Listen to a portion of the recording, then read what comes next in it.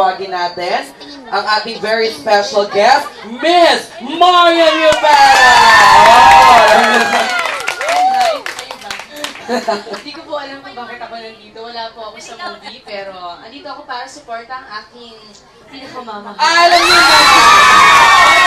Basta yun, dito ako para, wala lang, mag-tik-tik. Alam niyo na! Nako! Kung ako sa inyo, dapat tinitweet niyo na yan. Nandito si Miss Marian para mag-tik-tik. I-tweet na! At syempre last but definitely not the least, si Makoy na kasama natin na naman dito ngayon sa Torino. Palakpakan natin, Mr. Ding Dong Dante! Thank you! Salamat sa pagdalo.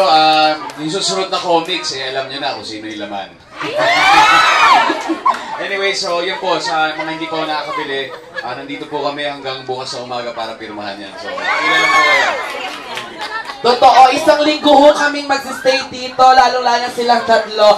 So ngayon po, dahil yung mga bumili na at yung mga hindi pa bumibili sa labas, makikita nyo yung mga nakabili sa loob, magpipirmahan na at magkakaroon na ng picture taking with Miss LJ, Ding Dong, and with our very special guest, Miss Marian. Alam niyo ba mga kaibigan, sinabi ni Miss LJ kayo na ang pelikulang ito ay, di ba parang alam mo news, ang pelikulang ito ay pang Hollywood dahil ang mga special effects at graphics na ginamit sa Tiktik The Aswang Chronicles ay yun din ang ginamit sa mga pelikulang katulad ng Avengers, ng Lord of the Rings, at ng Avatar. So this is the first ever Filipino movie na mapapanood natin na kasing level ng mga pelikulang nabanggit ko, diba? At katulad nga ng pagkakalibel nila, ito rin ang kauna-unahang pelikula na merong comic book na kung saan nandito tayo ngayon